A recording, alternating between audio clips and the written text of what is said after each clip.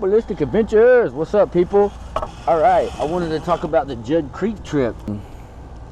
It was a lot of fun. It was so much fun. I can't believe how much fun it was.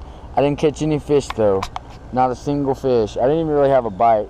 I used a sabiki rig and I used a handful of different lures that I thought might produce, but I didn't produce anything. Of course, it's the heat of the summer.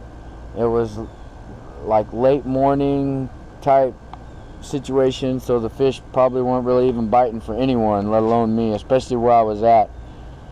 But I wanted to talk about some of the stuff I learned while out on my kayak for the first time. A lot of people, I think, would go out and have the experience I had and probably get disheartened by the whole idea of kayak fishing and what have you. But I thought it was an absolute blast. It was a flipping mess. I had stuff everywhere. I kept losing my parts. I kept losing my sinkers and misplacing my lures and my knife and my phone and everything. I mean, it was insane. And I didn't catch no fish. I didn't get no hits. I didn't get no bites. Nothing. No action whatsoever.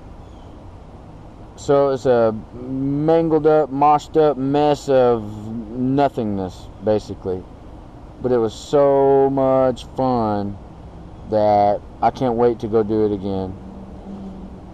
And really, instead of getting aggravated or upset that I didn't catch any fish or anything like that, I took the opportunity to use it as a learning experience and to learn more about my boat setup and my fishing setup and conditions and knowing the conditions. When I got to the river, I paddled to the river and thought I was just going to paddle out there and start fishing.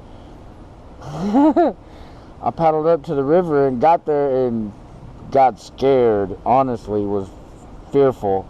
I didn't want to take that little kayak out in that gnarly water. The water in the back waterways I was in and stuff was really calm and chill. Then I got to the river and it was, waves as tall as my boat, if not taller. And that freaked me out, so I didn't mess around.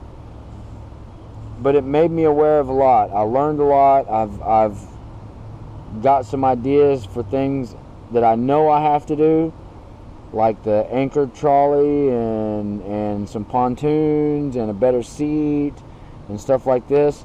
But all of that just leads me to modifications, the modifications that I want to make my boat mine, to make it better, to make it faster, to make it more stable, to make it more comfortable, to make it more roomy, to make it easier to find stuff, whatever it is. I've watched a lot of modifications on YouTube. I always do. I love watching people mod stuff. I love modding stuff myself. I've said it before, I'm the kind of guy that buys a model car and takes all the parts out and figures out what can I modify to make it cooler. How can I lower this thing? How can I raise it up? How can I cut the doors open and make it where the doors actually are posed open, or diamond tilt the hood, or whatever? It doesn't matter. I always want to modify the parts as much as possible and make it my own creation. I don't want to get something out of the box and just have it be just like everybody else's. The same goes with my boat and with my fishing and my gear and everything else. We got some seriously cool stuff coming up for you guys. I mean, some seriously cool stuff. I'm fixing to start making my own lures. And the cool thing about that is I'm going to make all types of lures. It's going to be insane. Soft plastics. I'm going to make my own soft plastics. I'm going to make my own hard plastics. I want to make my own plugs and crankbaits and jerk baits and topwater poppers and everything. We got some giveaways coming up. We got some challenges coming up that we're going to do. We got a lot of really neat stuff coming up. I'm fixing to do the $50 Walmart challenge. I'll probably do the Bass Pro $50 challenge instead, because I really don't care for shopping at Walmart a whole lot. It's a pain in my butt. It bugs me when they ask me to shop there and then become an employee by checking myself out when I leave, paying for my own stuff and all through the automated system, whatever. And then they stop me at the door to check my receipt because I usually have a rod and reel or something like that in my hands that won't necessarily fit in the bag, so they want to make sure I didn't steal it. So it really weirds me out. That whole process is like, okay, I'm a customer, I'm an employee, I'm a thief. What am I? I'm confused. I don't really dig shopping there anymore, especially the one here in South Florida. It's always so busy. There's a line at the self-checkout. There is a line of people waiting to check themselves out of a store.